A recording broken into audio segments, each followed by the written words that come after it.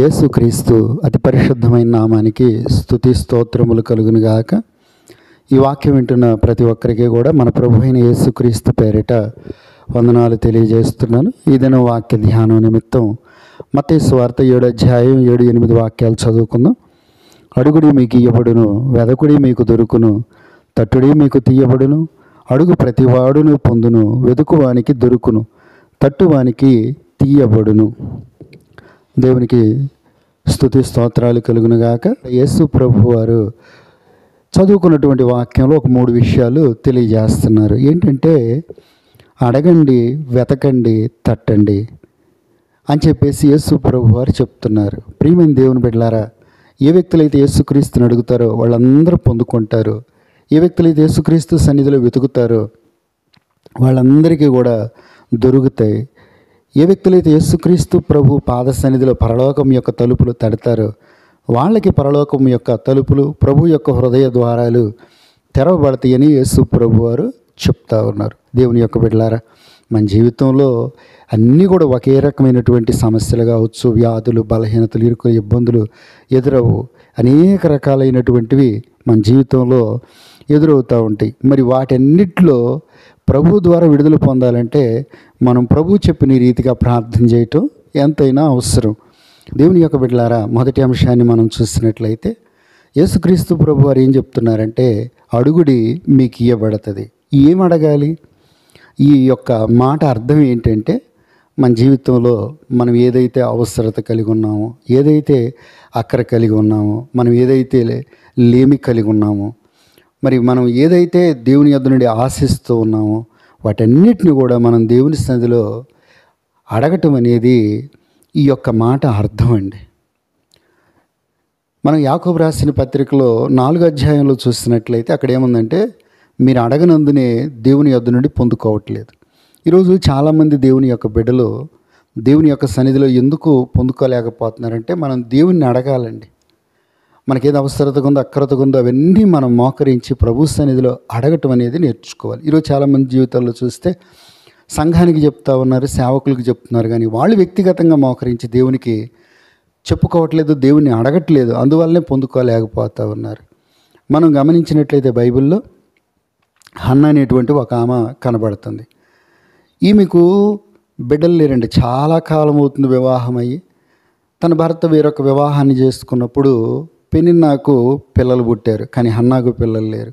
అది ఆమెకు చాలా బాధ కలుగు చేస్తుంది. ఓ పక్కన పెనిన్న విసిగిస్తూ ఉన్నప్పుడు అది ఆమెకు చాలా కోపం తీసుకొస్తుంది. అంత మాత్రమే కాదు, ఆమె ప్రతి సంవత్సరం కూడా షిలోహులో ఉన్న దేవుని మందిరానికి వెళ్తుంది. వెళుతూ వస్తూ ఉంది, కానీ ఎందుకో ఏ రోజు కూడా దేవుణ్ణి అడగలేదండి.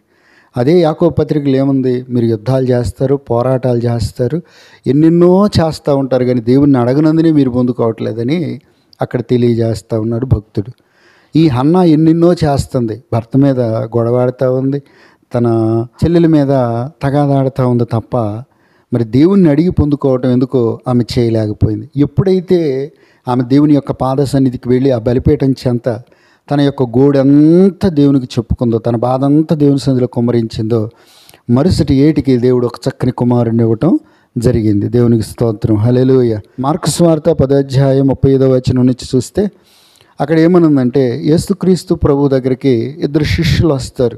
ఎవరంటే యోహాను, యాకోబు, వీళ్ళిద్దరూ అన్నదమ్ములు. వీళ్ళిద్దరూ వచ్చి వాళ్ళతో పాటు వాళ్ళ అమ్మగారు వస్తారు. అప్పుడు యేసు ప్రభు అంటా ఉన్నారు, అమ్మా ఏం కావాలంటే, అయ్యా నీ మహిమలో నీ కుడి పార్శ్వాన ఒకళ్ళు, ఎడం పార్శ్వాన ఒకళ్ళు నా 2 బిడ్డలను కూర్చోబెట్టుకోమంటే అప్పుడు యేసు ప్రభు ఒక మాట అంటున్నారు, మీరేం అడుగుతున్నారో మీకు తెలియదు. ఈ వాక్యాన్ని చదువుతున్నప్పుడు ఒక విషయాన్ని మనం నేర్చుకుంది ఏంటంటే, మనం యేసుక్రీస్తు ప్రభుని అడిగేటప్పుడు మనం ఏం అడుగుతున్నాం, అది మనకు అవసరత కాదా అనేటువంటి విషయాలు మనం ఆలోచించుకొని ప్రభుని అడగాలి. ఇక్కడ ఒక మాట చెప్తాను. ఇప్పుడు యాకోబు, యోహాన్లు యేసుక్రీస్తు ప్రభు సింహాసనం కుడి పార్శ్వాన్ని, ఎడం పార్శ్వాన్ని కూర్చోవటం అవసరమా? లేదా పరిశుద్ధాత్మతో నింపబడి ప్రభు పరిచర్య చేసి అనేక ఆత్మలను దేవుని తట్టుకు తిప్పి దేవుని రాజ్యం కట్టడం అవసరమా? ఒకసారి ఆలోచన చేద్దాం. అవసరం లేనివి, అనవసరమైనవి యేసు ప్రభుని అడుగుతూ ఉన్నాం. వాటిని ఏమంటారంటే మరి అత్యాశని కూడా మనం చెప్పుకోవచ్చు. ప్రియమైన దేవుని బిడ్డలారా, మన జీవితంలో ఏది అవసరంగా ఉందో, అక్కరగా ఉందో వాటిని మనం అడిగి పొందుకుందాం. అట్లని అడిగేటప్పుడు మనం ఏం అడుగుతున్నాం కూడా యేసుక్రీస్తు ప్రభు సన్నిధిలో మనం ఆలోచించుకోవాల్సిన వాళ్ళమై ఉన్నాం. అలాగే యోహాను మొదటి పత్రిక 5వ అధ్యాయం 14వ వచనంలో ఏముందంటే, ఆయన చిత్తానుసారంగా మనం ఏది అడిగినా సరే అది ప్రభువు మనకు అనుగ్రహిస్తాడని అక్కడ లేఖనంలో తెలియజేస్తూ ఉన్నారు. కనుక ప్రియులారా, మనం అడిగేటప్పుడు యేసు ప్రభుకి ఏది ఇష్టం, యేసు ప్రభు ఏది ఇష్టపడుతున్నాడు అనేటువంటి అది గ్రహించుకొని మనం అడగటం నేర్చుకోవాలి. ఎందుకంటే సొలొమోను రాజు దేవుని సన్నిధిలో ప్రార్థన చేసుకున్నప్పుడు దేవుడు ప్రత్యక్షమై అంటా ఉన్నాడు, సొలొమోను నీకేం కావాలంటే, సొలొమోను అడుగుతున్నాడు, అయ్యా నాకు జ్ఞానము వివేకం కలిగిన హృదయం కావాలి. ఎందుకంటే ఈ నీ ప్రజలు విస్తారమైన వాళ్ళు, నీవు అనుగ్రహించిన ఇశ్రాయేల్ దేశం విశాలమైంది కాబట్టి మంచి చెడులు నేను తెలుసుకొని నీ ప్రజలకు న్యాయం చేయాలి. కాబట్టి నాకు అలాంటి న్యాయమును కలిగిన హృదయాన్ని ఇమ్మన్నప్పుడు ప్రభువుని ఎంతో సంతోషపెట్టింది ప్రియులారా. అందుకే దేవుడు అంటారు, నువ్వు అడగకపోయిన ఐశ్వర్యాన్ని ఇస్తున్నాను, ఘనతను, సమస్తాన్ని ఇస్తున్నాను. మరి నీలాంటి రాజు నీ ముందు కానీ నీ తర్వాత కానీ ఎంత జ్ఞానం కలిగిన రాజు ఉండడని చెప్పేసి ప్రభువు చెప్పారు. కనుక ప్రియమైన దేవుని బిడ్డలారా, యేసుక్రీస్తు ప్రభు ఏది ఇష్టపడుతున్నాడో దాన్ని మనం గ్రహించుకొని గమనించుకొని దేవుణ్ణి అడగటం ఎంతైనా అవసరం. కనుక యేసు ప్రభు చెప్పేటువంటి మొదటి విషయం ఏంటంటే, అడగండి మీకు ఇవ్వబడుతుంది. కనుక మనందరం దేవుని సన్నిధిలో అడిగి పొందుకుందాం. ఒక మాట ఏంటంటే, మనం ప్రార్థించటం చేతైతే దేవుని సన్నిధిలో సమస్తాన్ని పొందుకోగలుగుతాం. దేవునికి స్తోత్రం, హల్లెలూయ. అలాగే రెండో మాట ఏంటంటే, వెదకుడి మీకు దొరుకుతుంది. దీని అర్థం ఏంటి? మన జీవితంలో దేవుడు అనుగ్రహించిన వాటిని ఏవైతే మనం పోగొట్టుకున్నామో వాటిని దేవుని సన్నిధిలో మనం వెతుక్కొని పొందుకోవటం అనేది చాలా అవసరం. ఈరోజు చాలామంది బిడ్డలను చూడండి, ఈ జీవితంలో కొన్నిటిని పోగొట్టుకున్నప్పుడు ఏముందులే పోతే పోయిందిలే అని చెప్పేసి అనుకుంటూ ఉంటారు. అది మంచి విషయం కాదండి. మన జీవితంలో దేవుడు అనుగ్రహించినవి మనం కాపాడుకోవాలి. ఎందుకంటే యేసు ప్రభు ఒక మాట అంటారు, తండ్రి నీవు నాకు అనుగ్రహించిన వారిలో నేను ఎవరిని పోగొట్టుకోలేదు, ఒక్కడు మాత్రం తప్పిపోయాడు, వాడు సాతాను అని చెప్పేసి యేసు ప్రభు అంటారు. ప్రియమైన దేవుని బిడ్డారా, యేసు ప్రభు తనకు అనుగ్రహింపబడిన సమస్తాన్ని కూడా ఈ లోకంలో కాపాడారండి. ఏది కూడా పోగొట్టుకోవడానికి యేసు ప్రభు ఇష్టపడాల. మనం కూడా మన జీవితంలో ఏదేని పోగొట్టుకోవడానికి ఇష్టపడకూడదు. అలాగే ఒకవేళ మన వివేకం వలన, పొరపాటు వలన, అజ్ఞానం వలన పోగొట్టుకున్నాం అనుకో, అవి మనం దేవుని సన్నిధిలో ప్రార్థించి వాటిని వెతుక్కున్నప్పుడు దేవుడు తప్పకుండా మనకు దయచేస్తాడు. ఎందుకని మనం గమనించినట్లయితే, ఓ స్త్రీ తన దగ్గర ఉన్న 10 వెండి నాణ్యాల్లో ఒక నాణ్యం పోగొట్టుకుంది. అప్పుడు ఆమె ఏం చేసింది? పోతే పోయిందిలే, ఒకటే కదా 9 ఉన్నాయని ఆమె అనుకోలేదు. కానీ దేవుడు నాకు ఇచ్చినవి 10, అవి నేను 10ని కలిగి ఉండాలని చెప్పేసి ఆ పోయిన నాణ్యం కోసం దీపం వెలిగించింది. చీపురు తీసుకుని ఇల్లంతా ఉడిచినప్పుడు ఆ నాణ్యం దొరికినప్పుడు ఆమె ఎంతో సంతోషించినట్లు చూస్తూ ఉన్నాం. ప్రియులారా, దేవుడు మనకు అనుగ్రహించిన వాటిని మనం పోగొట్టుకోకూడదు. ఒకవేళ పోగొట్టుకున్నామా, వెతికి దేవుని దగ్గర మనం పొందుకోవటం అనేది చాలా చాలా అవసరం. అలాగే ఒక వ్యక్తికి 100 గొర్రెలు ఉన్నాయి, ఒక గొర్రె తప్పిపోయినప్పుడు ఆ వ్యక్తి ఏం చేశాడో తెలుసా? 99 గొర్రెల దొడ్లో వదిలిపెట్టేసి ఆ ఒక్క గొర్రె కోసం రాత్రి అంతా వెతికి వెతికి వెతికి పట్టుకుని దాన్ని భుజాల మీద తీసుకుని ఇంటికి వచ్చి అందరితో సంతోషించినట్లు చూస్తూ ఉన్నాం. కనుక మనందరం కూడా ఇలాంటి మంచి మనస్తత్వం, యేసు ప్రభు వంటి మంచి మనస్తత్వం కలిగి మనం జీవించటం ఎంతో అవసరం. అందుకే యేసు ప్రభు అంటారు, వెతకండి మీకు దొరికింది. ఇక్కడ 2 మాటలు చెప్తాను. ఏంటంటే, మొదటిగా మనం ఏవైతే పోగొట్టుకున్న వాటిని దేవుని సన్నిధిలో ప్రార్థించాలి. ప్రార్థించి వదిలిపెట్టడం కాదు, కానీ మనం వెతకటం అనేది నేర్చుకోవాలి. ప్రార్థించి వెతికినప్పుడు దేవుడు సమస్తము మనకి అనుగ్రహించగల దేవుడై ఉన్నారు. దేవునికి స్తోత్రం, హల్లెలూయ. అలాగే యోహాను సువార్త 1వ అధ్యాయం 35వ వచనం నుండి చూస్తే, యేసుక్రీస్తు ప్రభువారు బాప్తిసం తీసుకున్న తర్వాత ఆ యొర్దాను నది ఒడ్డున నడిచి వెళుతూ ఉన్నప్పుడు బాప్తిసం ఇచ్చి యోహాను తన దగ్గర ఉన్నటువంటి 2 శిష్యులతో చెప్తా ఉన్నాడు, అదిగో లోక పాపములను మోసుకొని పోయే దేవుని గొర్రె పిల్ల అన్నప్పుడు ఆ 2 శిష్యులు కూడా యేసు ప్రభుని వెంబడిస్తూ ఉంటే యేసు ప్రభు వారు వెనక తిరిగి అడుగుతున్నారు, మీరేం వెతుకుతున్నారు? అప్పుడు వాళ్ళు అంటారు, రబ్బీ నీవెక్కడ కాపురం ఉన్నావు? ప్రియమైన దేవుని బిడ్డలారా, యేసు ప్రభు అడిగేటువంటి ప్రశ్న చూడండి, మీరేం వెతుకుతున్నారు? దేవుని యొక్క సన్నిధిలో మనం ఏం వెతుకుతున్నామో ఒకసారి ఆలోచన చేసుకోవాలి. ఆ శిష్యులైతే యేసు ప్రభుని వెతుకుతున్నారు. యేసయ్య కూడా స్వయంగా చెప్తున్నారు మత్తయి సువార్తలో, మీరు మొదటిగా దేవుని రాజ్యమును నీతిని వెతకండి, అప్పుడు అవన్నీ మీకు అనుగ్రహించబడతాయి. కనుక మనందరం దేవుని సన్నిధిలో దేవుని యొక్క నీతిని, యేసుక్రీస్తు ప్రభువుని, మరి ఆయన రాజ్యాన్ని మనం వెతుక్కున్నప్పుడు మన జీవితంలో మనకి ఏది అవసరం ఉందో అవన్నీ తప్పకుండా ప్రభు మనకు దయచేస్తారు. అందుకే కీర్తనల గ్రంథం 14:2 ఏముంటుంది? వివేకం కలిగి దేవుని వెతుకువారు కలరేమో అని పరలోకముందు నడుతూ తండ్రి ఆకాశం నుండి నరులను కనులారా చూస్తున్నాడంట. ఈరోజు దేవుని బిడ్డలారా ఏం వెతుక్కుంటున్నాం?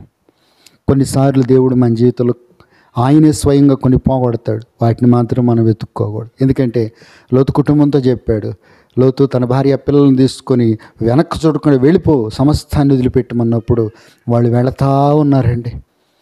వెళ్ళేటప్పుడు ఎందుకు లోతు భార్య విడిచిపెట్టిన వాటి విషయంలో వాటిని వెతకడానికి ఒక్కసారి వెనక్కి తిరిగింది, అంతే ఉప్పు స్తంభం అయింది. చూడండి ప్రియులారా, దేవుడు కొన్ని మన జీవితంలో దేవుడే పోగొడతాడు, దేవుడే తీసివేస్తాడు. అట్టి వాటిని మనం వెనక్కి తిరిగి వెతుక్కోకూడదు. అలా వెతుక్కుంటే ఏమవుతుంటే ఉప్పు స్తంభాలం అయిపోతాం.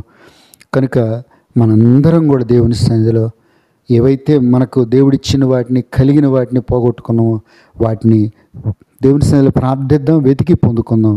కొన్ని దేవుడు తీసేస్తాడు, వాటిని మాత్రం మనం వెనక్కి తిరిగి వెతుక్కోకూడదు. మనం విడిచిపెట్టిన పాపం కావచ్చు, శాపం కావచ్చు, పాపపు అలవాట్లు కావచ్చు, ఏవైతే దేవుడిని నమ్ముకున్న తర్వాత దేవుని సన్నిధిలో వదిలిపెట్టేసామో మరలా తిరిగి వాటిని వెతుక్కోవటానికి మనం ప్రయత్నం చేయకూడదు. అలా ప్రయత్నం చేస్తే లోతు భార్య వలె ఉప్పు స్తంభాలుగా మార్చబడతాం.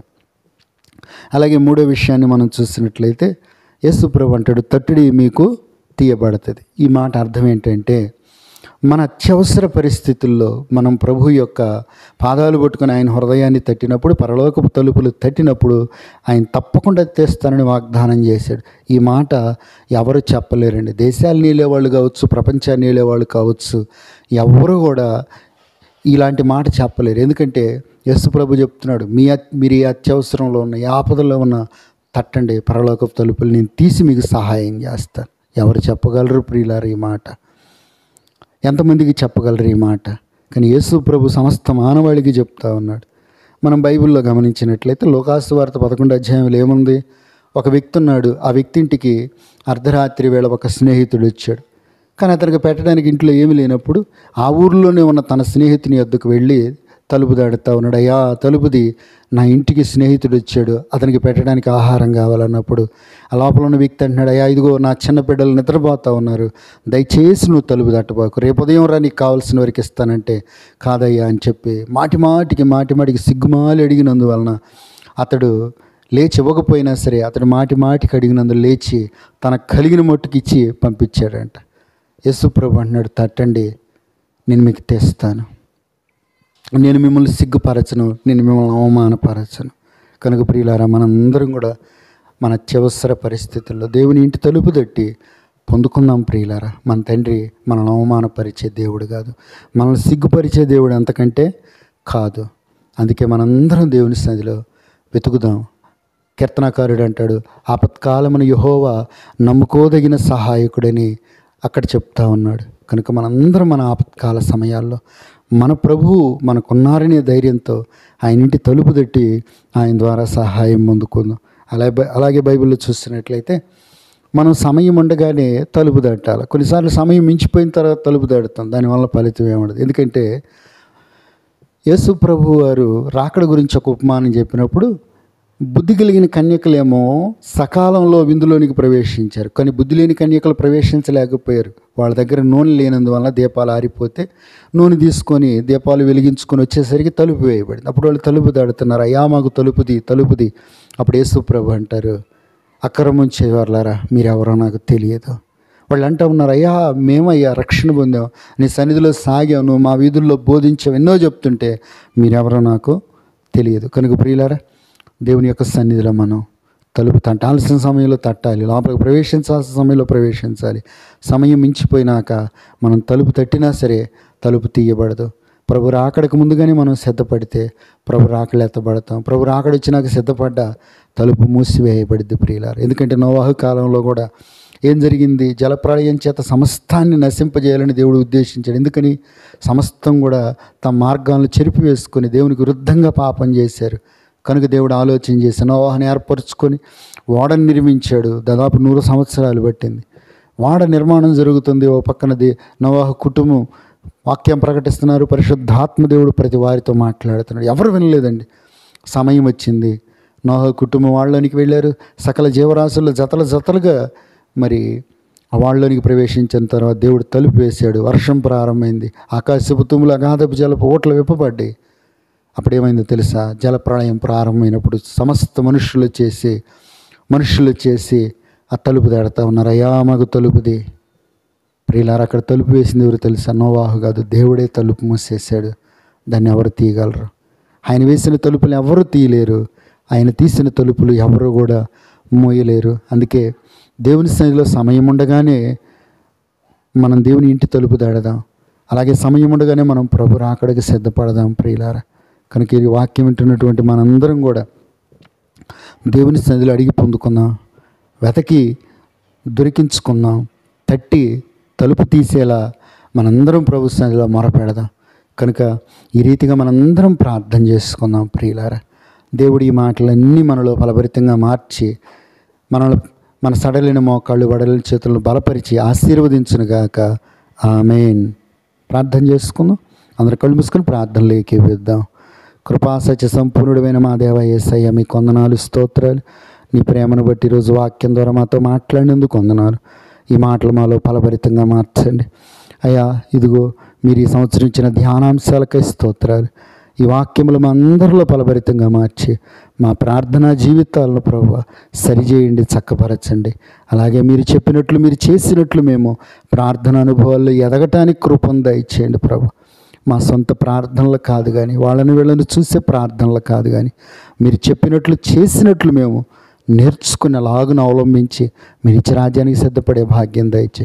ఈ వాక్యం వింటున్న ప్రతి వారి అవసరతల అక్కర్లు తీర్చు, అందరికీ మేలు చేయమని ప్రభు, ప్రతి ఒక్కరిని నూతన సంవత్సరంలోని క్షేమంగా ప్రవేశపెట్టమని యేసయ్య పేరట వేడుకొని ప్రార్థించుచున్నాము తండ్రి. ఆమేన్. మన తండ్రి అయిన దేవుని దీవెనయు, మన ప్రభువును రక్షకుడైన యేసయ్య కృపయు, పరిశుద్ధాత్మదేవుని అన్యోన్య సహవాసం, సమాధానం ఈ వాక్యం వినుచున్న ప్రతి ఒక్కరికి సదాకాలం తోడుగుని నడిపించునుగాక. ఆమేన్. అందరికీ వందనాలండి.